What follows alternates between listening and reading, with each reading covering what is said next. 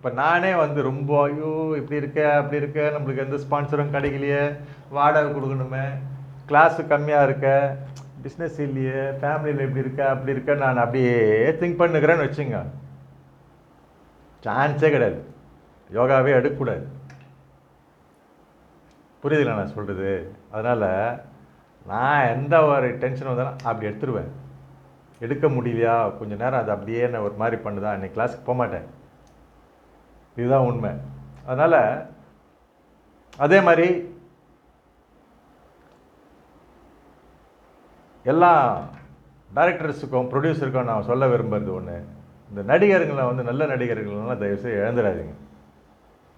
அவங்க நல்லா தான் நடிக்கிறாங்க, முடியலையா விக்கு போட்டு போகிறாங்க. அந்த அந்த பாத்திரத்தை, அந்த கதாபாத்திரத்துக்கு முடி வேணும் அப்படின்னா ஒரு விக்கு. அந்த கதாபாத்திரம் வந்து கருப்பாக இருக்கிறாரு, அவர் முகம் வந்து நல்லா ஒரு மாதிரி பல பலன்னு ஆகணும். பல பலன்னா என்னது, கருப்பும் பல பல தான். பட் அவருக்கு அந்த டைரக்டரோட மைண்டில் ஒன்று இருக்கும், உள்ள கற்பனை, இவர் வெள்ளை வெள்ளையேன்னு இருக்கணும், இவர் இல்லை சிகப்பு நிறம் செந்நிறத்தில் இருக்கணும்னா மேக்கப் போட்டுக்க போகிறாங்க. இப்போ அதெல்லாம் கிராஃபிக்கில் நிறைய விஷயம்லாம் வேறு வந்துருச்சு, அதெல்லாம் பண்ணிக்க போகிறாங்க, அதெல்லாம் பண்ணட்டும். பட் உடம்பையே மாற்றுறது அப்படின்றது இயற்கைக்கு மாறான ஒரு விஷயம். அவர் உடம்பு தானாக மாறணும். அவருடைய உடற்பயிற்சி வந்து ஒரு லெவலில் தான் இருக்கணும், அளவுக்கு அதிகமாக போகக்கூடாது. இப்படியெல்லாம் வந்து விஷயம் இருக்குது. அவரை போயிட்டு இன்னும் 6 மாதத்தில் நம்ம படம் வரப்போகுது, நம்ம எடுக்க போகிறோம். அதுக்கப்புறம் ஒரு 6 மாதத்தில் வந்து படத்தை வெளியிட போகிறோம். இந்த 6 மாதத்துக்குள்ளே இன்னையிலேருந்து உங்கள் உடம்பு வந்து இப்படி மாறிடணும். இப்போ ஒரு மாதிரி இருக்கிற உடம்பை நீங்கள் இப்படி மாறிடணும் அப்படின்னா எப்படி இருக்கும்? அவர் அப்படிங்களா சார், என்ன சார் பண்ணலாம்? சரி, உங்களுக்காக ஒரு ட்ரெயினர் சொல்லியிருக்கேன், நேராக இந்த ஜிம்முக்கு போயிடுங்க, அவர் பார்த்துப்பார். அந்த ட்ரெயினர் என்னங்க பண்ணுவார்? நல்ல மனுஷன், நல்லா ட்ரெயினப் பண்ணுறவரை போயிட்டு, சார் நான் ஒரு ஆக்டர் அனுப்புகிறேன், இவர் 6 மாதத்துக்குள்ளே இப்படி மாற்றிடணும் அப்படின்னா அவர் என்ன பண்ணார்? சரி, அவருக்கு இதெல்லாம் கொடுத்தா தான். அவர் முடியாதுங்க அப்படின்னு சொன்னாக்கா அவருக்கு அங்கே வேலை கிடையாது. அவர் என்ன பண்ணுவார்? சரின்னு சொல்லிட்டு இதை சாப்பிடுங்க, அதை சாப்பிடுங்க, அதை பண்ணுங்கள், இதை பண்ணுங்கள், இதை பண்ணுங்கள், அப்படி பண்ணுங்கள், இப்படி பண்ணுங்கள், இதை பண்ணுங்கள், இதை இழுங்க, அதை இழுங்க, நேரம் இப்போ வீட்டுக்கு போகாதீங்க, நேரம் இன்னும் நேரம் இருங்க, போயிட்டு உடனே வந்துடுங்க, இவ்வளோ தான் உங்களுக்கு ரெஸ்ட்டு, திருப்பி நீங்கள் அங்கேருந்து வந்துடுங்க, திருப்பி இது தூக்குங்க, இது மாட்டுங்க, இதை மாட்டுங்கன்னா உடம்பு டார்ச்சர் தாங்க முடியாமல் எப்படியோ ஒன்று மாறிடும். சார் இவ்வளோ தான் சார் முடியும், அதை வச்சு படத்தை எடுத்து முடிச்சிடுவாங்க அப்படின்னு வச்சுக்கலாம். இது என் கற்பனையில் ஓடுறது சீனு. ஓகேங்களா? எதுவும் நினச்சிக்காதீங்க தயவுசெய்து. என்ன ரவி இவ்வளோ நேரம் பேசுகிறாரு இன்றைக்கி அப்படின்னு. ஏன்னா மனசில் பட்டது தான் பேச முடியும், என்னால் வேறு எதுவும் பண்ண முடியாது. அடுத்த டைரக்டர் வருவார்,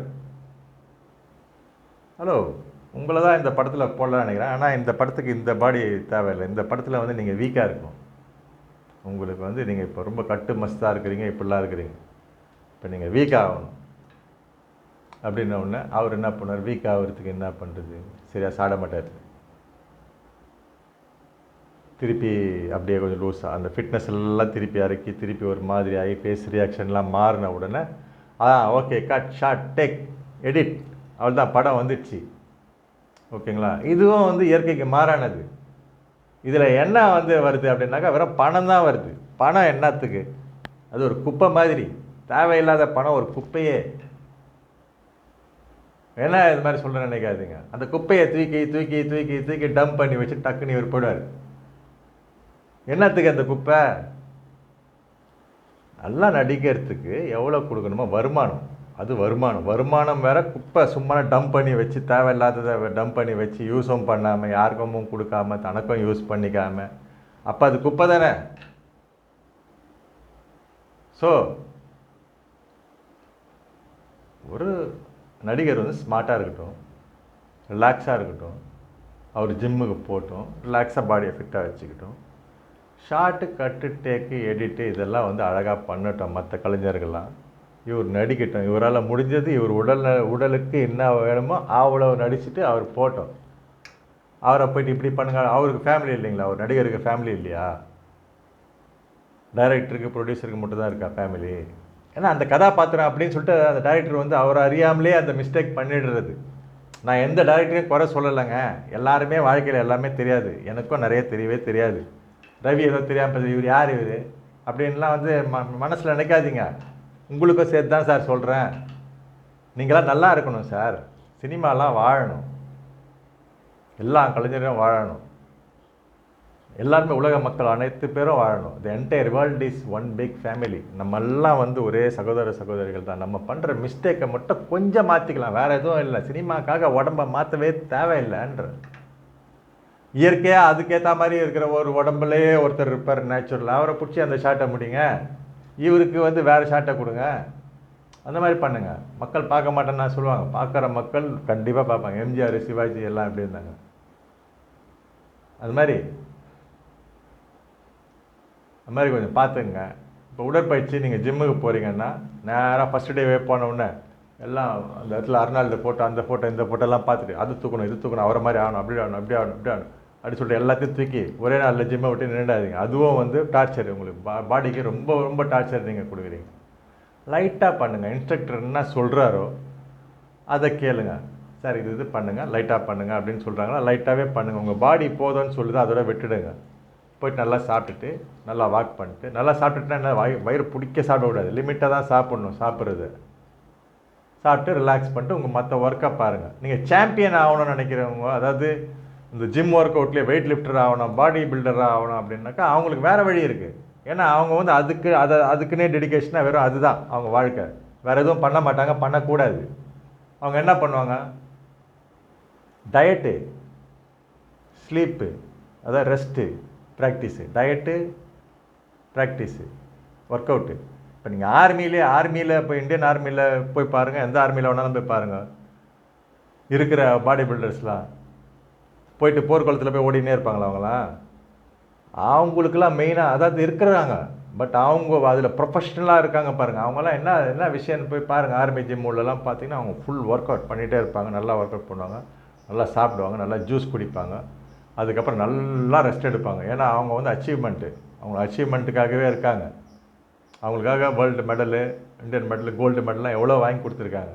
அவங்க விஷயமே வேறு, அதை கம்பேர் பண்ணக்கூடாது. நீங்கள் நார்மல் லைஃப்பில் இருக்கிறவங்க வந்து ரெகுலராக அவங்களுக்கு ப்ராக்டிஸ் கண்டிப்பாக தேவை. எவ்வளவு தேவை அப்படின்னா லிமிட்டாக தான் தேவை. நீங்கள் ஆஃபீஸ்க்கு போக போகிறீங்க, இல்லை கம்பெனியில் போய் ஒர்க் பண்ண போகிறீங்க, மற்ற வேலைலாம் இருக்குது, கூடவே வந்து என்ன பண்ணுங்கன்னா இது கொஞ்சம் லைட்டாக ஒரு gym work out, muscle work அவுட்டுக்கு. நம்ம ஆஃபீஸில் வந்து மசில் ஒர்க் அவுட்டுக்கே எதுவுமே இல்லை, வாக்கிங்கே இல்லை, எதுவுமே சான்ஸே கிடைக்கல அப்படின்ற பட்சத்தில் நீங்கள் வந்து ஜிம்முக்கு போயிட்டு, அதனால தான் நீங்கள் ஜிம்முக்கு போகணும், வேறு எதுக்கும் இல்லை. உங்களுக்கே ஏற்கனவே ஒர்க் அவுட்லாம் நிறைய இருக்குது அப்படின்னாங்க, நீங்கள் ஜிம்முக்கு போக தேவையில்லை. இப்போ ஒரு கொத்தவால் சாட்டில் வந்து மூட்டைலாம் தூக்கின்லாம் இருக்கார், எல்லாம் பண்ணுறாரு பாருங்கள், பாடி எப்படி இருக்குது பாருங்கள், பியூட்டிஃபுல்லாக இருப்பார். அவர் ஜிம்முக்கு போவாரா? அவருக்கு எதுக்கு ஜிம்மு? புரியுதுங்களா நான் சொல்கிறது? ஒரு நிமிஷம் இருங்க.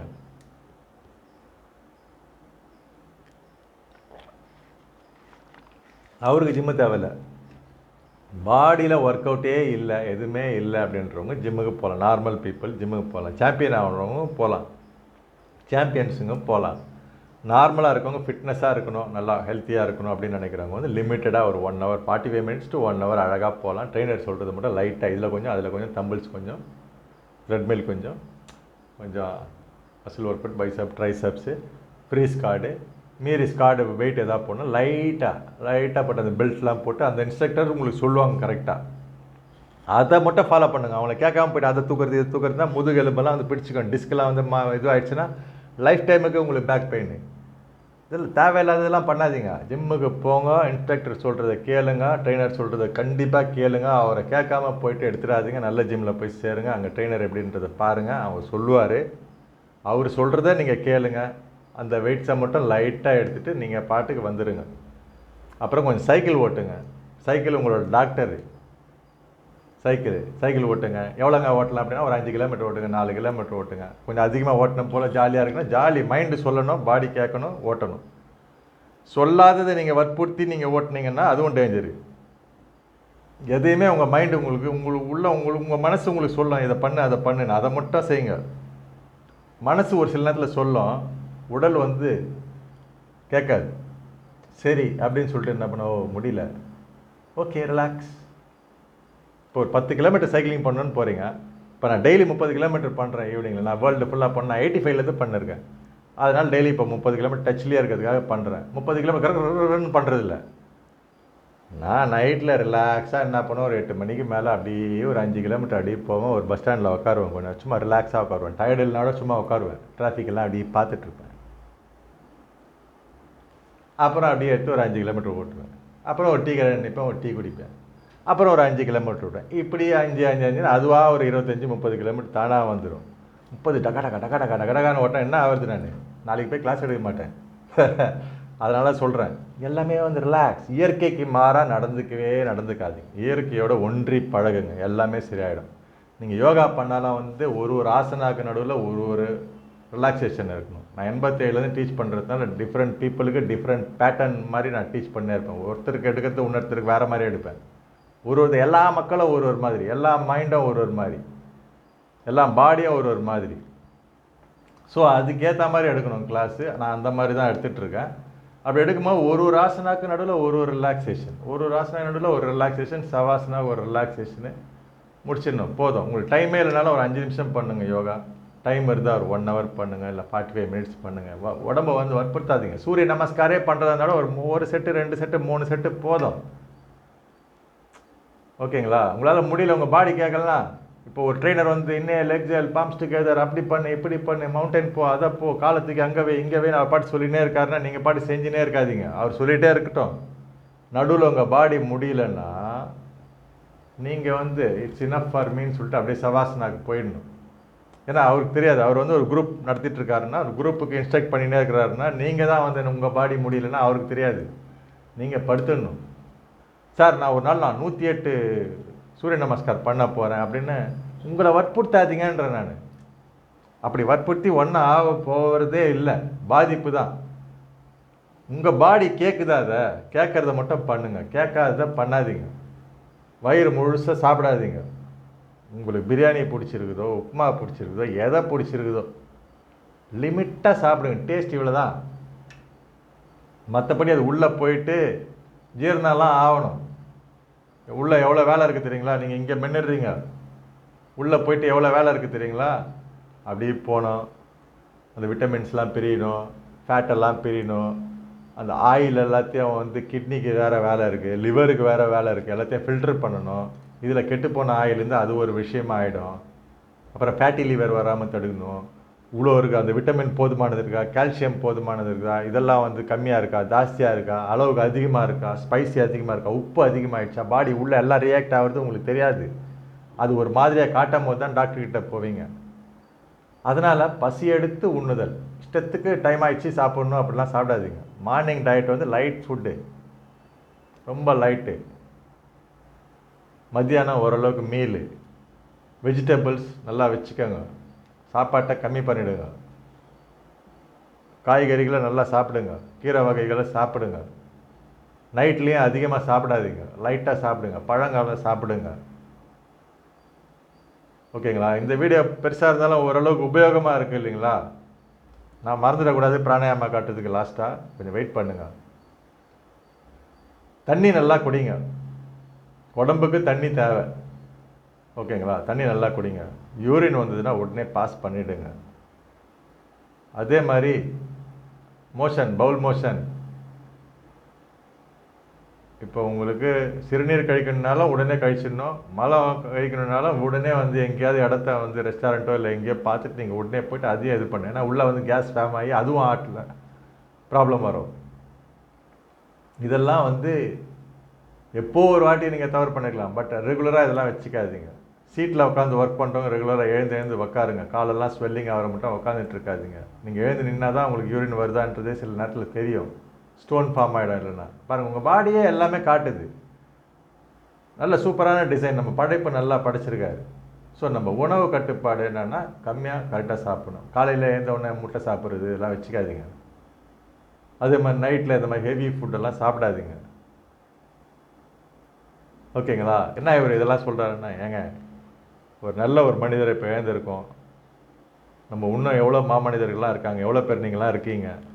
ஸோ என்னால் முடிஞ்சதை நான் உங்களுக்கு ஏதோ எனக்கு மனசில் பட்டது தான் நான் பேசினேன். 5 நிமிஷம் 10 நிமிஷத்தில் முடிச்சிடலாம் அப்படின்றத கூட நான் இந்த வீடியோ எடுக்கலை. இப்போ எனக்கு கிளாஸ் இருக்குது, என் ஸ்டூடெண்ட் வந்து இப்போ ஆன்லைனுக்கோசரம் வெயிட்டிங் கூட பண்ணிட்டு இருப்பாங்க, தெரியல. 1 மணிக்கு பண்ணலாம் மாஸ்டர்னாங்க. இப்போ மணி வந்து 1:10 ஆகுது. ஓகேங்களா? ஸோ 10 நிமிஷம் இல்லை, நான் அவங்ககிட்ட எக்ஸ்கியூஸ் கேட்டுப்பேன். ஆனால் யூகேயில் இருக்காங்க அவங்க, நான் சென்னையில் இருக்கிறேன். கிளாஸ் இப்போது. ஸோ எனக்கு வந்து நீங்கள் எல்லாம் வந்து நல்லா இருக்கணுங்க. ஓகேங்க. நான் இன்னும் அங்கே கதறி அழுகுற அந்த வீடியோலாம் இன்னும் கர்நாடகாவில் இன்னும் பார்க்கல. இப்போ இவங்களுக்கு கிளாஸ் எடுத்துகிட்டு தான் நான் அதையும் பார்ப்பேன். அதை கண்டிப்பாக பார்ப்பேன். ஏன்னா அந்த ஊரில் என்ன ஆகிட்டுருக்கு, அவங்க மகள் எப்படி இருக்காங்க, ஊர்லேருந்து வெளிநாட்டிலேருந்து வந்திருக்காங்களா, யார் புனித் ராஜ்குமாரோட இது. அப்புறம் அங்கே நிறைய பேர் இப்படி எனக்கு வழியில் போவோம் வரும்போது ஃப்ரெண்ட்ஸ்லாம் சொல்கிறாங்க இந்த மாதிரி ஆயிடுச்சு, அந்த மாதிரி அங்கே அவ்வளோ பேர் அப்படின்வாங்க. நான் உடனே காதில் வாங்காத மாதிரி போயிடுவேன். ஏன் அப்படின்னா கிளாஸ் எடுக்க போகிறேன்னு நம்ம வேதனையாக போகக்கூடாது அப்படின்னு சொல்லிட்டு தான் நான் அப்படியே இருந்தேன். இப்போ என்னால் முடியல. அதனால தான் வந்து அந்த விஷயங்களை மட்டும் லைட்டாக வாங்கிட்டு அதை வச்சு தான் இப்போ பேசுகிறேன். ஸோ அதனால் எல்லோரும் நல்லா இருங்க. எல்லாம் ப்ரொடியூசர் டைரக்டர்ஸ்லாம் நல்லா இருங்க, ஹாப்பியாக இருங்க. அதே மாதிரி நம்ம ஆக்டருங்கெலாம் கொஞ்சம் பார்த்துங்க சார், நல்லா சூப்பரான ஆக்டரு. ஓகேங்களா? எல்லாருமே சொல்கிறேன், நம்ம தமிழ் ஆக்டர்லாம் இப்போ நடிச்சுட்டு இருக்க ஆக்டர்லாம் வந்து எல்லாம் அற்புதமான செல்வங்கள், அற்புதமான ஒரு இது. நான் நிறைய படங்கள் பார்க்குறதில்ல, இருந்தாலும் வந்து கேள்விப்படுவேன்னா ஒரு சில சீன்கள்லாம் அப்படியே வருமா பார்ப்பேன், என்ஜாய் பண்ணுவேன். ஏன்னா நான் உலக அமைதி அந்த இதெல்லாம் இருக்கிறதுனால நிறைய படங்கள் பார்க்கறதுக்கு மைண்டு இப்போ மீறி போனால் எல்லாம் அடிச்சிக்கிறாங்க, குத்திக்கிறாங்க, வெட்டிக்கிறாங்களா, இது எனக்கு ஆகாது. அதனால வந்து நான் பார்க்கறதில்ல படங்கள்லாம். பட் ஆனால் எல்லாம் அற்புதமான நடிகர்கள். அந்த போஸ்டர் எல்லாம் பார்க்கும்போது பார்ப்பாங்க, ரியாக்ஷன் நல்லா இருக்கா, சூர்யா எப்படி இருக்கார் அப்படி இருக்கார் சரிங்களா, ஓ அஜித் பரவாயில்ல சூப்பராக நடிகிறார், மோட்டர் பைக் சாம்பியன் வேறு, நல்ல மனிதர். ஸோ இவங்கெல்லாம் வந்து நல்லா இருக்கணும். ஓகேங்களா? அதனால் அவங்களுக்கு இருக்கிற மசிலே போதும், அவங்க நல்லா அழகாக தான் இருக்கிறாங்க. அவங்களுக்கு வெறும் என்ன ஷார்ட்டில் மட்டும் நடிக்கணுன்றது மட்டும் சொல்லுங்கள், அவங்க தாராளமாக செஞ்சு கொடுத்துட்டு போயிடுவாங்க. மக்கள் வந்து அதை ஏற்றுப்பாங்க. இப்போ டைம் ஃபார் பிராணாயாமா. ஓகேங்களா? ஸோ ப்ளீஸ் தேங்க்ஸ் ஃபார் வாட்சிங் peace rabbit TV and please excuse me for waiting for long time and because of I explain also in Tamil. இதை பாருங்கள், இப்போ பிராணாயாமா எப்படி பண்ணணும்னு சொல்கிறேன். இந்த லெஃப்ட்டு வந்து சின் முத்ரா இப்படி வச்சுக்கோங்க. இது பேர் மறந்துட்டாலும் பரவாயில்ல, this is chin mudra, left hand. இது ரைட் ஹேண்டு. அப்படி 2 விரலில் மடக்கணும். மடக்கி இப்படி வச்சுக்கூடாது, இப்படி மடக்கணும். அது இந்த ஃபோல்டெல்லாம் கரெக்டாக வரணும், fold. So you see this fold, not like this. Okay, this is called what they say Vishnu Mudra. So this is right hand, this is left hand. So this you can keep in the top of your kneecap or lap, thighs. And this one, the right hand, the thumb, you close the right nostril gently and inhale left.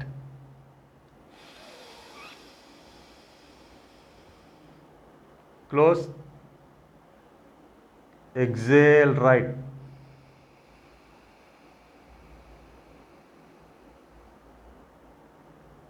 Inhale right,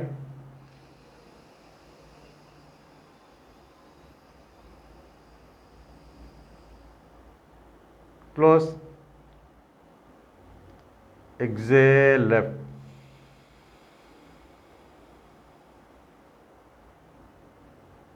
This is one round.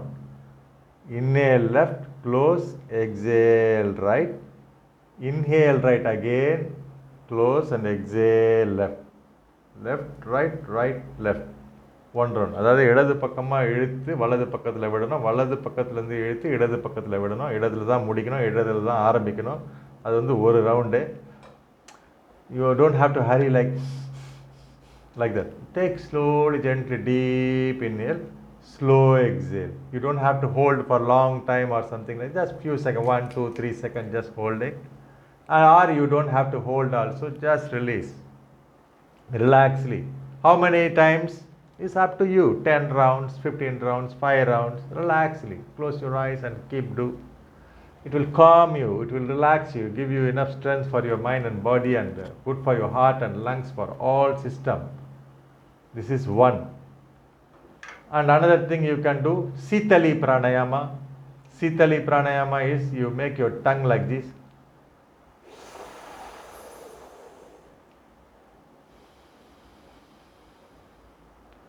Suck the air through the tongue, exhale through the nose. Sitali Pranayama, one more round.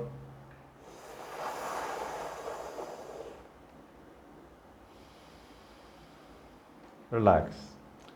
And then after a few minutes you do Sitkari Pranayama. Make your tongue upwards like this.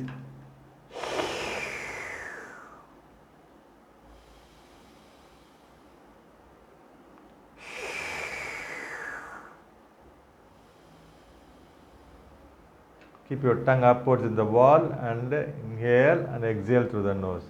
Sitkari pranayama, and I will show you one more, the last one. Brahmari pranayama. This is Brahmari pranayama. Teni ringaram kudukra mari sound.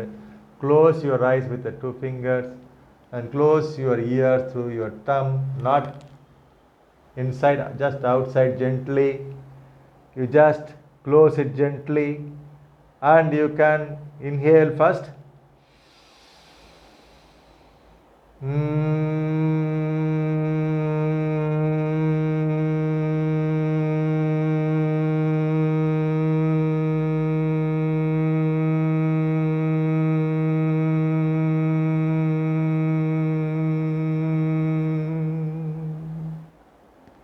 Relax.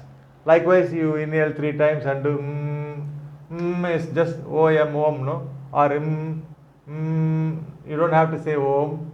You just say two lips, top lip, bottom lip joined together and do